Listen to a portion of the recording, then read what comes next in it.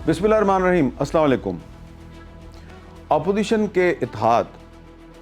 तहरीक तहफ़्फ़ुज़ आइन ने एक बहुत बड़ा ऐलान कर दिया है और ऐलान ये किया गया है कि 8 फरवरी 2026 को पाकिस्तान में एक शटर डाउन हड़ताल की जाएगी,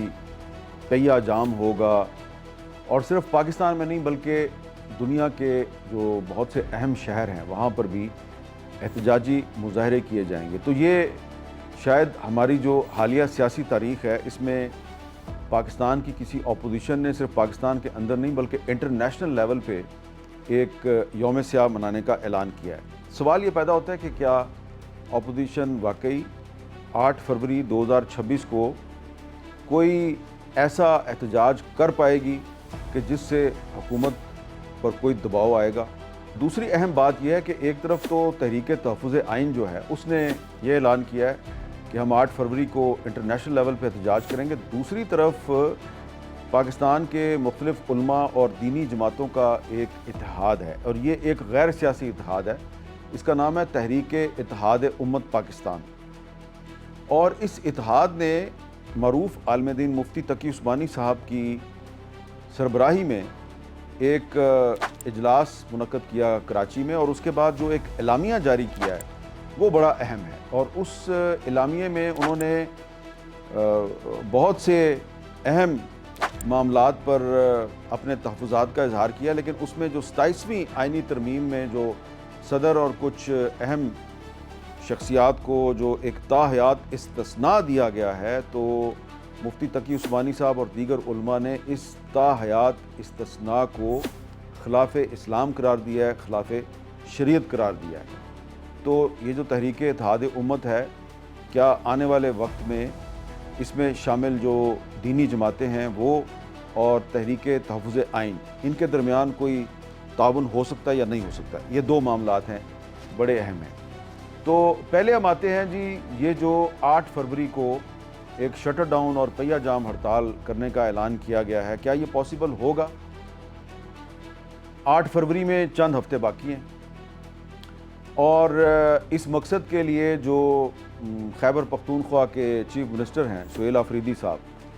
उन्होंने बाकायदा ऐलान भी कर दिया और उन्होंने कहा जी कि हमें इमरान खान साहब ने स्ट्रीट मूवमेंट चलाने का पैगाम भेज दिया और हमने तैयारी शुरू कर दी है। तहरीक इंसाफ के जो सेक्रेटरी जनरल हैं सलमान अकरम राजा साहब, वो भी यही बात कर रहे हैं और इमरान खान की बहन अलीमा खान साहिबा वो भी बार बार तवातर के साथ यही बात कर रही हैं कि अब हम मुज़ाकरात नहीं करेंगे, अब हम तहरीक चलाएंगे। दूसरी तरफ वज़ीर आज़म शहबाज शरीफ साहब जो हैं, उन्होंने गुज़श्ता दिनों अपनी काबीना के इजलास से ख़िताब करते हुए ये कहा है कि अगर अपोजिशन मुज़ाकरात करना चाहती है तो हम मुज़ाकरात के लिए तैयार हैं और इसके अलावा भी कुछ लोग जो हैं वो मुज़ाकरात के लिए एक्टिव हो गए हैं। शहबाज शरीफ साहब ने मुज़ाकरात की बात क्यों किया है? क्योंकि जो महमूद खान अचकज़ई साहब हैं, उन्होंने जो तहरीक तहफ़्फ़ुज़ आइन के तहत एक जो 2 रोज़ा कॉन्फ्रेंस बुलाई थी, उसमें उन्होंने ख़ुद कहा है, नवाज़ शरीफ साहब का नाम लेके कहा है कि इस सिलसिले में आप हमारी रहनुमाई फरमाएँ और हमने डायलॉग के दरवाज़े बंद नहीं किए। इसके अलावा भी कुछ मुस्लिम लीगी रहनुमा हैं, वो भी बबांगे दोहल डायलॉग की बात कर रहे हैं, उसमें साद रफ़ीक साहब जो हैं वो बड़े काबिल ज़िक्र हैं। तो ये मुज़ाकरात की बात जो है, ये एक तरह से जो अपोजिशन इत्तेहाद है तहरीक तहफ़्फ़ुज़ आइन, जिसने 8 फरवरी को पहिया जाम हड़ताल की कॉल दी है, उसी ने अपना जो एलामिया जारी किया उसमें यह भी कहा है कि हमने डायलॉग के लिए अपने दरवाजे बंद नहीं किए और नवाज़ शरीफ साहब से कहा है कि आप कोई किरदार अदा करें। अब यहाँ पर एक बड़ा हमें वाज़े एक फ़र्क नज़र आ रहा है कि महमूद खान अचकज़ई साहब जो हैं वो तहरीक भी चलाना चाह रहे हैं, लेकिन इसके साथ ही साथ वो चाह रहे हैं कि हम मुज़ाकरात भी करें और अगर हुकूमत जो है वो इमरान खान साहब को रिलीफ देने के लिए कोई बातचीत करती है तो वो कहते हैं जी कि हम मुज़ाकरात के लिए भी तैयार हैं। लेकिन अलीमा खान साहिबा और सुहेल आफरीदी और सलमान अकरम राजा वो अब मूवमेंट की बात कर रहे हैं, वो तहरीक की बात कर रहे हैं। तो क्या होगा? तहरीक चलेगी या मुज़ाकरात होंगे? हमारी जो इन्फॉर्मेशन है, तहरीक इंसाफ के जो मुख्तलिफ रहनुमा हैं उनसे जो बातचीत हुई है, इन्फॉर्मेशन यही है कि तहरीक इंसाफ जो है वो अब हुकूमत के साथ मुज़ाकरात में बिल्कुल संजीदा नहीं है और जो वज़ीर आज़म की तरफ से भी जो मुज़ाकरात की दावत दी गई है, तहरीक इंसाफ का ख्याल है کہ یہ ہمیں تحریک چلانے سے روکنے کی ایک کوشش ہے۔ اب فرض کریں کہ مذاکرات نہیں ہوتے تو کیا ہوگا؟ 8 فروری سے پہلے حکومت جو ہے وہ کیا کچھ کر سکتی ہے؟ حکومت کے پاس بہت سے آپشنز ہیں۔ ایک تو حکومت جو ہے وہ بڑی تیزی کے ساتھ یہ کوشش کر رہی ہے کہ جو سہیل آفریدی صاحب کے خلاف پہلے سے بہت سے مقدمات قائم ہیں، تو ان مقدمات کی روشنی میں ان کو کسی عدالت سے سزا دلوائی جائے اور ان کو نااہل کر دیا جائے۔ تو جس طرح کہ عمر ایوب صاحب کو اور زرتاج گل صاحبہ کو اور بہت سے جو تحریک انصاف کے ایم این ایز ہیں ان کو نااہل کیا گیا ہے، بہت سے جو ان کے پنجاب اسمبلی میں ایم پی ایز ہیں ان کو نااہل کیا گیا ہے، تو اگر سہیل آفریدی صاحب کو بھی نااہل کر دیا جاتا ہے تو کیا ہوگا؟ یہاں تک کہ اگر سہیل آفریدی صاحب کو گرفتار کر لیا جاتا ہے تو کیا ہوگا؟ کیا تحریک انصاف 8 فروری کی کال واپس لے لے گی؟ لگتا یہ ہے کہ ایسا نہیں ہوگا۔ اور میری اطلاع کے مطابق سہیل آفریدی صاحب جو ہیں انہوں نے پچھلے دنوں پشاور میں ایک جیل کا وزٹ کیا تھا، تو اس وزٹ کے دوران بعض جو اسلام آباد کے جو ارباب اختیار ہیں وہ یہ دعویٰ کر رہے ہیں کہ اس وزٹ کے دوران انہوں نے کچھ ایسے سزا یافتہ لوگوں سے بھی ملاقات کی جن کا کہ منشیات کی اسمگلنگ وغیرہ سے بھی تعلق ہے، یعنی کہ سہیل آفریدی صاحب کا ڈرگ مافیا کے ساتھ بھی تعلق جوڑنے کی کوشش ہوگی۔ تو ایک تو ان پر پہلے سے بہت سے مقدمات درج ہیں، دوسرا ڈرگ مافیا کے ساتھ بھی ان کا جو ہے تعلق، اس کو ڈسکور کرنے کی نہ صرف کوشش کی جا رہی ہے بلکہ اس ڈسکوری کے بعد ان پر کوئی نیا مقدمہ بھی قائم کیا جا سکتا ہے اور الزام لگا دیا جائے گا کہ جی ان کا تعلق ڈرگ مافیا کے ساتھ ہے۔ تو فرض کریں کہ وہ ڈسکوالیفائی ہو جاتے ہیں اور وہ چیف منسٹر نہیں رہتے خیبر پختونخوا کے، تو مجھے نہیں لگتا کہ ان کی جگہ پہ جو نیا چیف منسٹر آئے گا وہ 8 فروری کی کال کو واپس لے لے گا۔ کچھ وفاقی حکومت کے ذرائع یہ بھی کہتے ہیں جی کہ ہمارے پاس خیبر پختونخوا میں گورنر راج لگانے کا آپشن بھی موجود ہے، تو سہیل آفریدی صاحب اور ان کی جو کابینہ کے ارکان ہیں وہ کہہ رہے ہیں جی 100 بسم اللہ، گورنر راج لگانا ہے آپ لگائیں۔ تو ایسا لگ رہا ہے کہ یہ جو وزیر اعظم کی طرف سے جو مذاکرات کی دعوت دی گئی ہے یہ کافی تاخیر سے دی گئی ہے، اور تحریک انصاف جو ہے وہ اب مذاکرات میں سنجیدہ نظر نہیں آ رہی۔ اگر اسد کیسر صاحب یا کچھ اور لوگ جو ہیں ان کی کوششوں سے محمود خان اچکزئی اور جو تحریک تحفظ آئین کے جو دیگر رہنما ہیں ان کی وفاقی حکومت کے ساتھ انگیجمنٹ شروع بھی ہوتی ہے، تو جو سہیل آفریدی نے اعلان کر دیا کہ ہم نے اب اسٹریٹ موومنٹ چلانی ہے، تو یہ 8 فروری کی کال فی الحال تو واپس ہوتی ہوئی نظر نہیں آ رہی۔ اور میری انفارمیشن کے مطابق جو سہیل آفریدی صاحب ہیں ان کی اسٹریٹجی یہ ہوگی کہ پہلے مرحلے میں وہ اسلام آباد پہ یہ لگار تو نہیں کریں گے، وہ کوشش یہ کریں گے کہ جو خیبر پختونخوا ہے اس کی تمام سڑکیں بند کر دی جائیں، تمام راستے بند کر دیے جائیں، کیونکہ اب اگر خیبر پختونخوا کو آنے جانے والی سڑکیں بھی بند کر دی جائیں اور وہاں سے گزرنے والی سڑکیں بھی بند کر دی جائیں تو اس کا کافی اثر پڑتا ہے، اور پاکستان کے چاروں صوبوں سے جو کنیکشن ہے خیبر پختونخوا کا وہ منقطع ہو سکتا ہے، اور جو ہیوی ٹرانسپورٹ ہے جو کہ پاکستان کی مختلف شاہراہوں سے خیبر پختونخوا آتی جاتی ہے یا خیبر پختونخوا سے بہت سی قومی شاہراہیں گزرتی ہیں، اگر وہ بھی بند کر دی جائیں تو اس کا پاکستان کی اکانومی کو بھی کافی نقصان ہوگا۔ تو لگ یہ رہا ہے کہ آنے والے دنوں میں جو تحریک انصاف ہے اور حکومت ہے اس کی جو محاذرائی ہے اس سے صوبے اور جو مرکز کے تعلقات ہیں وہ شدید متاثر ہو سکتے ہیں۔ اب اس میں ایک سوال یہ پیدا ہوتا ہے کہ مولانا فضل الرحمان صاحب کا تعلق بھی خیبر پختونخوا سے ہے، تو کیا وہ آنے والے دنوں میں تحریک تحفظ آئین یا تحریک انصاف سے کوئی تعاون کریں گے؟ ابھی فی الحال تو جو تحریک اتحاد امت ہے اس نے جو ایک بڑا تفصیلی اعلامیہ جاری کیا ہے اس میں تو صرف کچھ اہم معاملات پہ تحفظات کا اظہار کیا گیا، یہ نہیں کہا گیا کہ ہم کوئی تحریک چلائیں گے، اور بڑے محتاط انداز میں یہ کہا گیا ہے کہ 27ویں ترمیم کے ذریعے صدر مملکت اور کچھ جو دیگر شخصیات ہیں ان کو جو استثناء دیا گیا ہے یہ غیر اسلامی ہے۔ تو میں کچھ اور جو معاملات ہیں اس کی طرف بھی آپ کی توجہ دلانا چاہتا ہوں کہ جو تحریک اتحاد امت ہے وہ صرف 27ویں ترمیم پہ انہوں نے ایک اعلامیہ جاری نہیں کیا. پہلے تو میں آپ کو یہ بتا دیتا ہوں کہ یہ جو ان کا اجلاس تھا اس میں مختلف مکاتب فکر کے علماء تھے. اس میں اہل سنت بھی تھے, اہل تشیع بھی تھے, اور اہل سنت کے بھی تمام مکاتب فکر تھے وہاں پہ. بریلوی بھی تھے, دیوبندی بھی تھے, سلفی ہیں وہ بھی تھے, اور جو اہل تشیع کے بھی جو تمام مکاتب فکر ہیں ان کی بھی نمائندگی تھی. اور مفتی تقی عثمانی صاحب کے علاوہ وہاں پہ مفتی منیب الرحمان صاحب بھی موجود تھے, علامہ ریاض حسین نجوی صاحب بھی موجود تھے, علامہ ابتسام الہی ظہیر صاحب جو کہ علامہ احسان الہی ظہیر صاحب کے صاحبزادے ہیں تو وہ بھی وہاں پہ موجود تھے. مولانا عبدالحق حقانی ثانی یہ بڑے اہم ہیں کیونکہ یہ دارالعلوم حقانیہ اکوڑا خٹک جو ہے اس کے اب یہ سربراہ ہیں. مولانا حامد الحق حقانی صاحب جو مولانا سمیع الحق کے صاحبزادے تھے اور کچھ عرصہ پہلے شہید ہو گئے, تو یہ اب ان کے وارث ہیں, ان کے سجادہ نشین ہیں. ان کا نام جو ہے وہ حضرت مولانا عبدالحق کے نام پر ہے جو کہ 1970 کی اسمبلی کے رکن تھے اور انہوں نے 1973 کے آئین کی تشکیل میں اہم کردار ادا کیا تھا. مولانا عبدالحق صاحب جو ہیں وہ مولانا سمیع الحق کے والد تھے. تو اس اجتماع میں مولانا فضل الرحمان بھی موجود تھے اور دارالعلوم حقانیہ اکوڑا خٹک کے جو اس وقت سربراہ ہیں مولانا عبدالحق حقانی ثانی یہ بھی موجود تھے. اس کا مطلب ہے کہ جے یو آئی کے دونوں گروپ جو ہیں وہ مفتی تقی عثمانی صاحب کے اس بلائے گئے اجلاس میں موجود تھے. پیر نور اللہ قادری صاحب جو عمران خان صاحب کی حکومت کے وزیر تھے اور قبائلی علاقے میں جو بریلوی مکتبہ فکر ہے اس کی نمائندگی کرتے ہیں, یہ بھی اس اجتماع میں موجود تھے. علامہ فیاض نقوی صاحب, مولانا منظور مینگل صاحب جو ہیں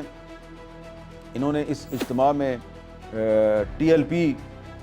کی جو قیادت ہے اس کی جو گمشدگی ہے اس کا بھی مسئلہ اٹھایا, اور یہ بھی بڑے اہم عالم دین ہیں. تو اس کے علاوہ بھی بہت سے علماء تھے جن کے اگر میں نام لینا شروع کروں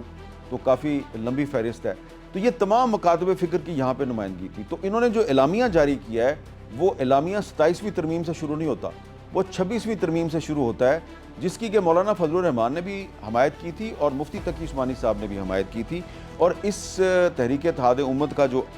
اعلامیہ ہے اس میں کہا گیا ہے کہ آئین کی 26ویں ترمیم کا یہ ایک مستحسن فیصلہ تھا کہ ملک سے ربا یعنی سود کے خاتمے کے لیے ایک معین مدت مقرر کر دی گئی تھی جو 31 دسمبر 2027 کو ختم ہو رہی ہے, اور 1 جنوری 2028 سے سودی نظام کو مکمل ختم کر کے اسلامی مالیاتی اور بینکاری نظام نافذ کرنا تھا. اس سلسلے میں اسٹیٹ بینک سے تمام بینکوں کو ہدایت دی گئی تھی کہ وہ مذکورہ مدت میں اپنے تمام مالی معاملات کو سود سے پاک کر لیں. لیکن اعلامیہ کہتا ہے کہ اس مبارک عمل کو سبوتاج کرنے اور رکاوٹیں ڈالنے کا سلسلہ شروع ہو گیا ہے. بابسوخ ذرائع سے ہمیں یہ معلوم ہوا ہے کہ وزارت قانون کی طرف سے ایک یادداشت تیار کی گئی ہے جس میں ان بینکوں کو اس حکم سے مستثنی کرنے کی تجویز پیش کی گئی ہے. تو ایک تو سب سے اہم تحفظ تحریک اتحاد امت پاکستان کا یہ ہے کہ جو 26ویں ترمیم تھی اس پر آپ عمل درآمد سے گریز کا راستہ تلاش کر رہے ہیں, اور اکانومی جو ہے ہماری معیشت ہے اس کو سود سے پاک کرنے میں آپ سنجیدہ دکھائی نہیں دے رہے. اور دوسرا اس کے بعد پھر انہوں نے 27ویں ترمیم کا ذکر کیا ہے کہ حال ہی میں دستور پاکستان میں 27ویں ترمیم انتہائی عجلت میں منظور کی گئی. اس ترمیم میں متعدد امور عدلیہ کی آزادی پر قدغن کے حکم لگائے گئے ہیں, لیکن ایک بات قرآن و سنت سے صراحتاً متصادم ہے اور وہ یہ کہ صدر مملکت اور افواج پاکستان کے بعض اعلیٰ مناصب فائز افراد کو نہ صرف ان کی مدت کار میں بلکہ تاحیات ہر قسم کی فوجداری کارروائی سے مکمل استثناء دیا گیا ہے, جس کا مطلب یہ ہے کہ ان کے کام چھوڑنے کے بعد بھی زندگی بھر وہ ہر قسم کے جرم کی باز پرس سے آزاد رہیں گے. یہ استثناء قرآن کریم کے بالکل خلاف ہے. آگے ایک سورہ نساء کی ایک آیت کا حوالہ دیا گیا ہے اور یہ کہا گیا ہے کہ ہم اعتراف کرتے ہیں کہ بنیان المرصوص کے معرکہ میں کامیابی پر افواج پاکستان مبارکباد کی مستحق ہے, لیکن ان کے اعلیٰ مناصب کو استثناء دینا ان کے مناصب جلیلہ کے شایان شان نہیں ہے. تو اس کے بعد کہانی یہاں پہ ختم نہیں ہوتی ہے. اس کے بعد انہوں نے یہ کہا جی کہ جون 2025 میں اسلام آباد میں ایک قانون نافذ کیا گیا ہے اور اس میں 18 سال سے کم عمر لڑکے یا لڑکی کے نکاح کرنے کرانے اور نکاح پڑھانے کو قابل سزا جرم قرار دیا گیا ہے اور اس کے لیے سخت سزائیں مقرر کی گئی ہیں۔ تو یہ کہا گیا ہے کہ اسلام میں نکاح کی کوئی عمر مقرر نہیں ہے، لہٰذا یہ جو قانون ہے یہ بھی غلط ہے، تو اس قانون کی بھی مخالفت کی گئی ہے۔ آگے چل کے جو ٹرانسجنڈر ایکٹ 2018 میں جو نافذ ہوا تھا اور کہا گیا کہ اسے وفاقی شرعی عدالت نے قرآن و سنت کے خلاف قرار دیا تھا، لیکن حکومت نے اس کے خلاف شریعت ایپلٹ بینچ میں اپیل دائر کر دی ہے، سپریم کورٹ کا شریعت ایپلٹ بینچ، تو اور یہ ابھی تک زیر التوا ہے، اور اس میں جو وفاقی شرعی عدالت کا فیصلہ ہے وہ معطل ہے، اور قانون فی الحال جوں کا توں ہے۔ البتہ شنید یہ ہے کہ پارلیمنٹ کی کوئی کمیٹی اس میں ترمیم پہ غور کر رہی ہے، یہ بھی انہوں نے ایک تحفظ کا اظہار کیا ہے۔ اور اس کے بعد یہ کہا گیا ہے کہ ہم پاکستان کے اندر مسلح کارروائیوں کی مخالفت کرتے ہیں، اور آگے چل کے انہوں نے یہ کہا گیا ہے کہ یہ اجتماع اسلامی جمہوریہ پاکستان اور امارت اسلامیہ افغانستان کے درمیان موجودہ کشیدہ حالات پہ تشویش کا اظہار کرتا ہے، اور یہ کہا گیا جی کہ ہم امارت اسلامیہ افغانستان سے پرزور مطالبہ کرتے ہیں کہ وہ اپنی سرزمین کو ان مفسد گروہوں اور طبقات کی ماجگاہ نہ بنائے جو وہاں دستیاب سہولتوں سے فائدہ اٹھا کے پاکستان میں تخریب کاری اور دہشت گردی کرتے ہیں۔ تو یہ ایک بڑا کمپریہنسو اعلامیہ ہے، اس میں افغانستان کا بھی ذکر ہے، اور آخر میں یہ کہا گیا ہے کہ پاکستان اپنی فوج غزہ نہ بھیجے۔ اب یہ بڑے مختلف معاملات کو اکٹھا کر کے اس اعلامیے میں جمع کیا گیا ہے۔ آخر میں جو ذکر ہے کہ پاکستان اپنی فوج غزہ نہ بھیجے، تو ہماری انفارمیشن یہ ہے کہ فی الحال ابھی تک پاکستان نے غزہ اپنی فوج بھیجنے کا فیصلہ نہیں کیا، لیکن ابھی تک باقاعدہ انکار بھی نہیں کیا کہ ہم اپنی فوج نہیں بھیجیں گے، لیکن تمام سٹیک ہولڈرز نے ایک فیصلہ کر لیا ہے کہ ہم فوج نہیں بھیجیں گے۔ انکار کیوں نہیں کیا؟ تاکہ پاکستان پر بہت زیادہ دباؤ نہ آئے، کیونکہ امریکی صدر ڈونلڈ ٹرمپ نے یہ غزہ امن پلان جو ہے جب شرم الشیخ میں اس کو دنیا کے سامنے پیش کیا تھا، تو شہباز شریف صاحب نے اس سے پہلے ہی اس کی حمایت کر دی تھی، اور جو ہمارے ڈپٹی پرائم منسٹر ہیں اور وزیر خارجہ ہیں اسحاق ڈار صاحب، وہ پارلیمنٹ کے فلور پر یہ کہہ چکے ہیں ابھی تک ہم نے کوئی فیصلہ نہیں کیا، اور جس 20 نکاتی غزہ امن پلان پر ہم نے اتفاق کیا تھا، ٹرمپ صاحب نے وہ پلان اناؤنس نہیں کیا، انہوں نے جو پلان اناؤنس کیا ہے اس میں کچھ ترمیم و اضافہ کیا گیا۔ تو ایسا لگتا ہے کہ اس معاملے پہ پاکستان کے سٹیک ہولڈرز نے ایک فیصلہ کر لیا ہوا ہے کہ ہم نے فی الحال ابھی تک یہی فیصلہ ہے کہ ہم نے غزہ فوج نہیں بھیجنی، اور اگر اس فوج کو حماس کو غیر مسلح کرنے کے لیے استعمال کیا جائے گا پھر تو پاکستان نے کسی بھی صورت میں فوج نہیں بھیجنی، لیکن اگر فلسطینیوں کو فیسیلیٹیٹ کرنے کے لیے، ان کو کوئی سہولیات فراہم کرنے کے لیے پاکستانی فوج کو بھیجا جاتا ہے تو پھر پاکستان اس پہ غور کر سکتا ہے۔ لیکن یہ صرف پاکستان نہیں ہے، اور بھی بہت سے ممالک، اسلامی ممالک جو ہیں وہ بھی اپنی فوج کو غزہ بھیجنے کے لیے تیار نہیں ہے۔ لیکن اب جو اصل سوال ہے وہ یہ ہے کہ اگر 27ویں ترمیم جو ہے اس میں جو ایک تاحیات استثناء ہے، حکومت اس کو ختم کرنے پہ راضی نہیں ہوتی، تو پھر یہ جو تحریک اتحاد امت میں شامل علماء کرام ہیں اور دینی جماعتیں ہیں یہ کیا کریں گی؟ تو اس سلسلے میں ہماری انفارمیشن یہ ہے کہ یہ جو علماء کرام ہیں، انہوں نے جو کراچی میں جو ایک اجلاس کیا تھا اس میں انہوں نے یہ فیصلہ کیا کہ پہلے مرحلے میں ہم صرف حکومت کو ایک وارننگ دیتے ہیں کہ آپ 27ویں ترمیم واپس لیں، یا اس میں یہ جو استثناء دیا گیا ہے آپ اس کو ختم کریں، اور جو دیگر معاملات پہ انہوں نے تحفظات کا اظہار کیا ان کو بھی ایڈریس کریں، اور اس کے باوجود اگر حکومت جو ہے وہ یہ تاحیات استثناء ختم کرنے کا فیصلہ نہیں کرتی تو اس کے بعد پھر اپوزیشن کا جو اتحاد ہے اس کے ساتھ مل کر احتجاج پر بھی غور کیا جا سکتا ہے۔ اس سلسلے میں جو تحریک انصاف کے سینئر رہنما اسد قیصر صاحب، ان کا مولانا فضل الرحمان صاحب کے ساتھ رابطہ بھی ہے، اور آنے والے دنوں میں جو JUIF ہے اس کی اور تحریک انصاف کی جو لیڈرشپ ہے ان کی ایک ملاقات بھی ہونے والی ہے، اور اگر یہ ملاقات ہو جاتی ہے تو اس کے بعد بھی ہم یہ نہیں کہہ سکتے کہ جو JUIF ہے یا جو دیگر دینی جماعتیں ہیں وہ تحریک انصاف کے ساتھ مل کر جو 8 فروری کی جو ہڑتال کی جا رہی ہے وہ اس میں شامل ہو جائیں گی۔ فی الحال تو ایسا معاملہ نہیں ہے، لیکن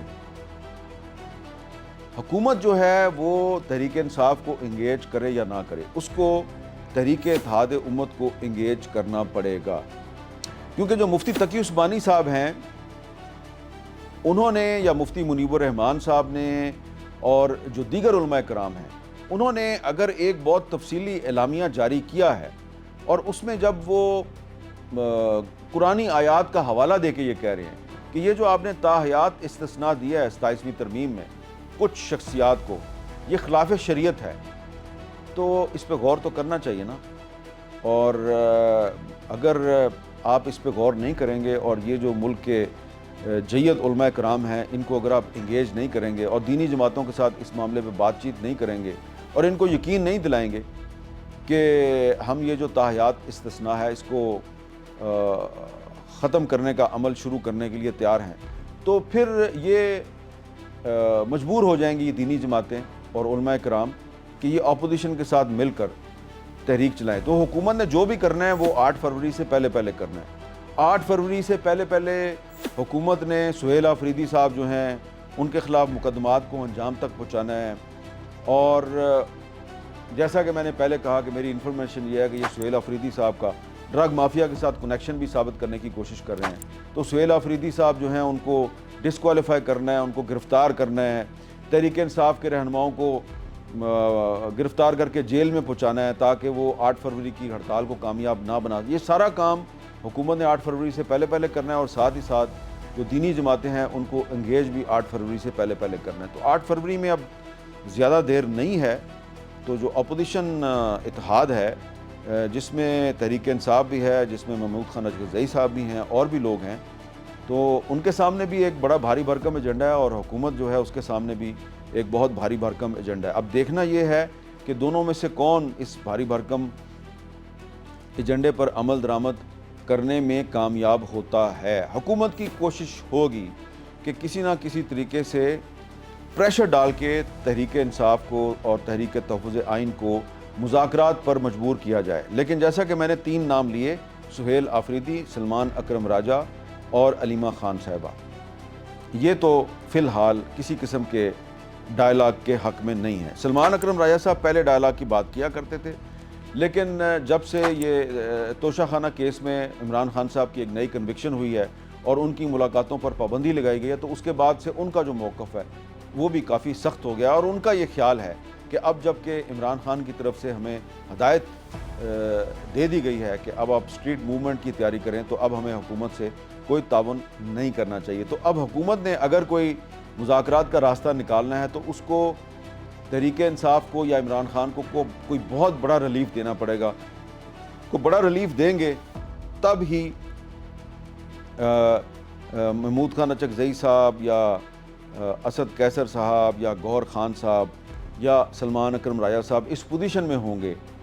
کہ وہ عمران خان کو جا کر جیل میں بتائیں کہ جناب ہمیں اتنا بڑا ریلیف مل رہا ہے، تو اس لیے ہم 8 فروری کی ہڑتال جو ہے اس کو ہم کچھ دنوں کے لیے ملتوی کر رہے ہیں۔ لیکن مجھے اس کا امکان یا اس کا کوئی چانس نظر نہیں آ رہا، اور ایسا لگتا ہے کہ ابھی تک جب میں یہ آپ کے ساتھ گفتگو کر رہا ہوں کہ آنے والے دنوں میں حکومت اور اپوزیشن کے درمیان تلخیاں اور محاذرائی میں بہت اضافہ ہونے والا ہے۔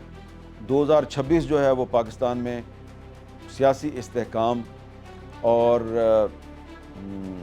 سیاسی امن لاتا ہوا دکھائی نہیں دے رہا،